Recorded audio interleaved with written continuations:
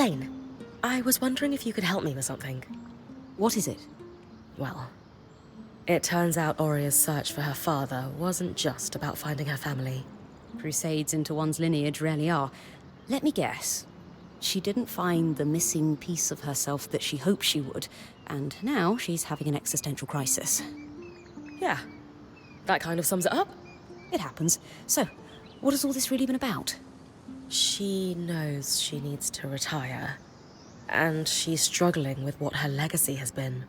Isn't it strange how the most accomplished people never seem to recognize their own success? Yeah, I was hoping you could help with that. After all, isn't chronicling a legacy your specialty? We could certainly commemorate her career with a written account. A lovely idea. I would suggest we personalize it with anecdotes from each of our traveling companions, as they've been in Oria's band longer than you or I. Would you interview them for me? Legacies may be my specialty, but you might have the leg up when it comes to connecting with others. Sure, I can do that. Any tips on what to ask them? Ask whatever you like. Maybe you want a few humorous stories in the mix? Or some readers prefer heartfelt. Why don't I start by interviewing you? Me? Of course. We'll need your input. What has Oria meant to you?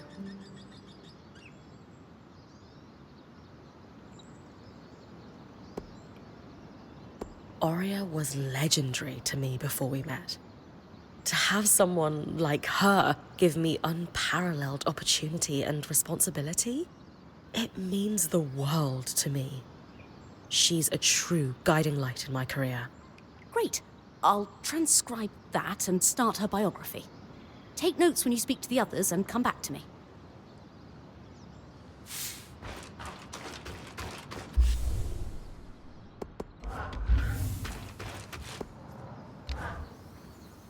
You know, a lot of points struggle with transitioning into a Watcher's role full-time. And there's never been a point more passionate than Oria. I know. I hope this eases her pain. I'm sure it will. Now, what can I do to help? We'll definitely highlight Oria's accomplishments, but I'm wondering if you've got any lighter stories to share. Oh, there was this one time I had to borrow a pair of her trousers after an experiment went awry. Well, borrowed without asking first. So you stole her trousers? And they fit you? It was wash day, and I was trying to accelerate the drying process with a little magical heat. When all my clothes went up in flames, no one else in the camp would let me touch theirs.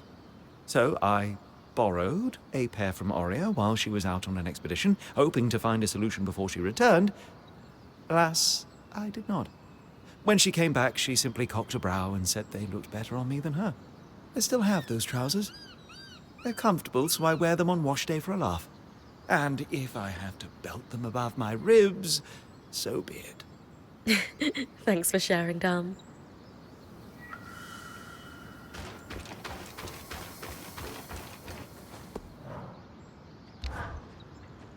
Bryn, I love what you're doing for Oria. How can I help?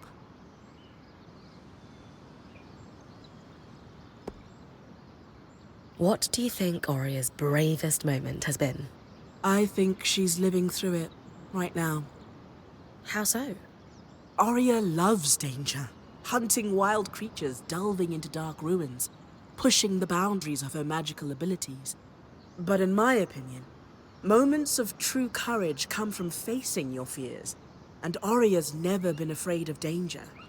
But recognizing that it's time to let go of what she loves and step down, leaving everything she's built in your hands, that takes more courage than she's ever had to muster. I don't think she could do it if it weren't for you. Wow. Thank you, Sola. Happy to help.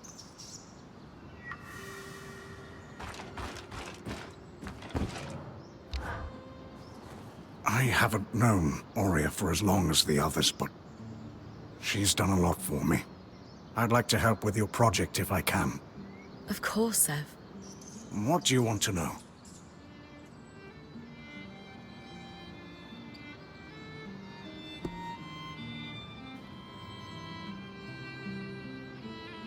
You said Aurea has done a lot for you. Tell me more about that. After everything that's happened, everything I've done, she's just accepted me as part of the band. Until now, my position in life has always felt precarious. To just be accepted, no questions asked by someone like her. It means everything. She's given me a home. All of you have. You'll always have one with us. For the first time in my life, I actually believe that. Thanks, Ev. Glad to be of service.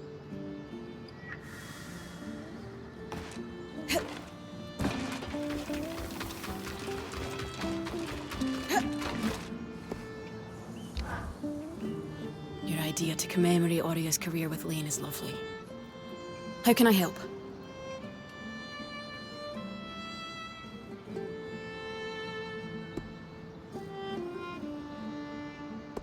If you were to summarize Aurea's influence on your life, what would that be? Aurea saved me from serious burnout with the Eudean relief efforts.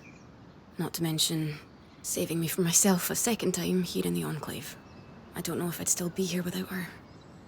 Or any of you, for that matter. Anyway, the longer I worked the relief ships, the worse the fatigue hit me.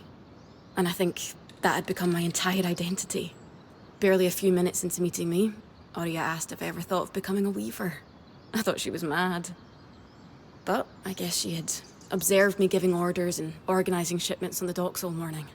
By the end of our conversation, I had a new purpose and a home in our band. That's perfect. Thank you for sharing. My pleasure.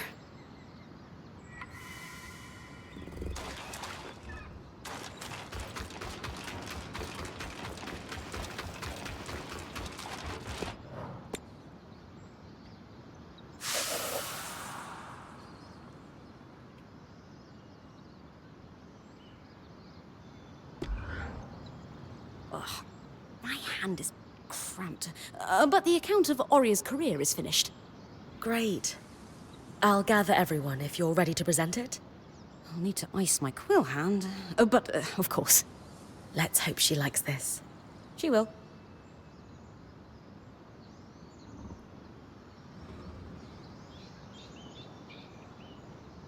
What's going on? We wanted to present the latest addition to Lane's archive to you, together. We all contributed, though credit goes to Lane for compiling and writing it. I've titled it A True and Personal Account of Aurea Silverbeak Harpinet. What is going on? We wanted to do something special to commemorate your time as Point. You didn't have to do all this. We did. You've done more for each of us time and time again. No one is more deserving of a place in Weaver history than you, Aurea. So we took it upon ourselves to write you one. As a thank you for everything. I don't know what to say. Lane, why don't you read just the opening? Aurea Silverbeak, as she came to be known, was born to Sharian Harpinet and Eugenius Osphine inside the Enclave just before the Surge. Osphine. Though she never knew her father, her mother hoped Aurea would follow in her footsteps as a skilled enchantress within the Maida. But Aurea decided to become a Point, blazing her own trail. Something she would continue to do throughout her career, bigger and bolder each time. We'll let you read the rest on your own. We hope this account will help you see yourself and your accomplishments the way we see you. I'm at a loss. All I can say right now is thank you.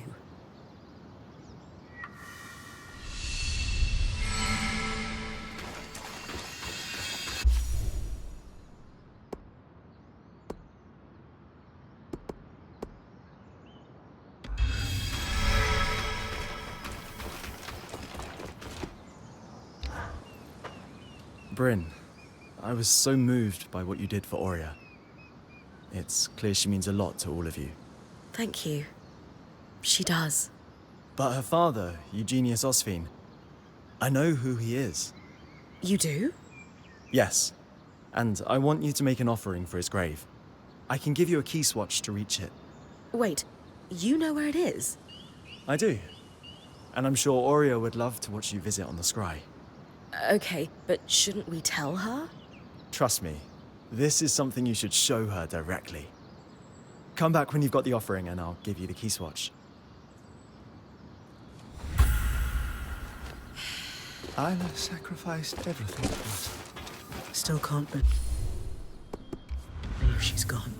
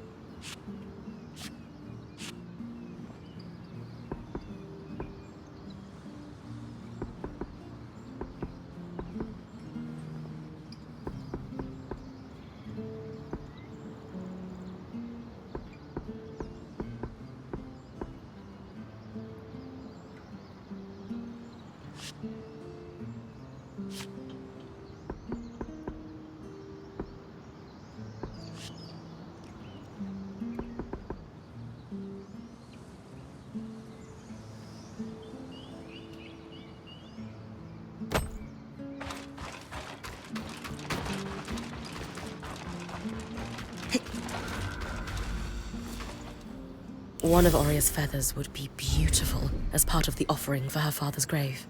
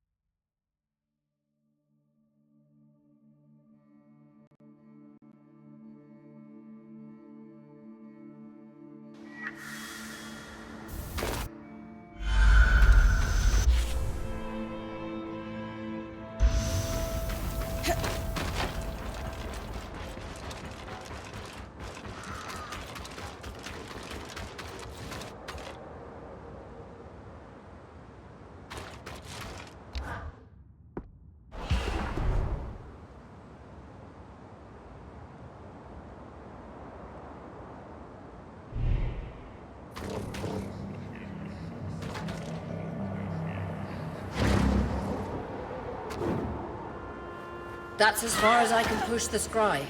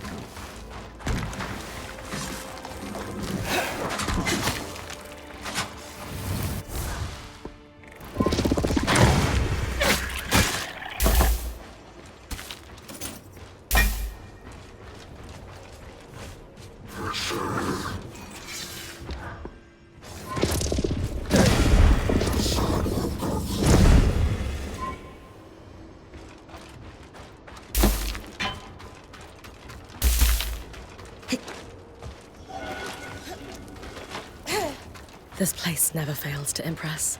Just imagine if before the veil went up. Wouldn't have had to scavenge for alchemically treated coal at any rate.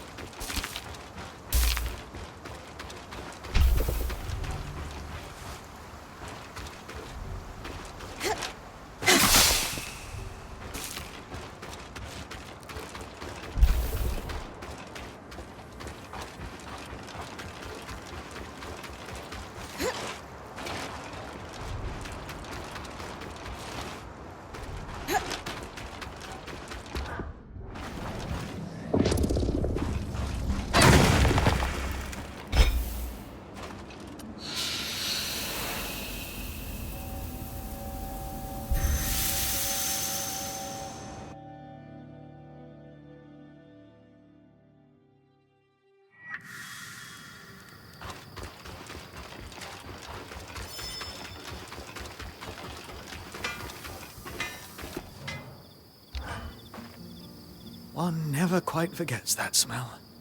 Temple coal taking you back? Unfortunately, yes. It conjures up images of stern keepers, hot stuffy vestibules, and ranted invective posing as sermons on the evils of magic. It was everywhere in Renland. The church has the nation in a stranglehold, and so I left, at considerable speed. I don't think I really stopped running at all until... well, Until you met the love of your life. yes. I thought so. I still hope so. It's been a strain on you both. I'm sure everyone has noticed. Need an ear? Maybe. It's clear she yearns to just stay here in the Enclave, even if we brought down the veil. But I find comfort in the road. It has few preachers and no community dedicated to strangling out individuality.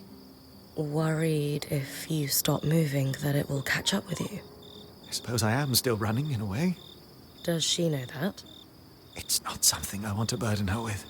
She's strong. In a lot of ways. Something to think about. Right. Yes, I shall.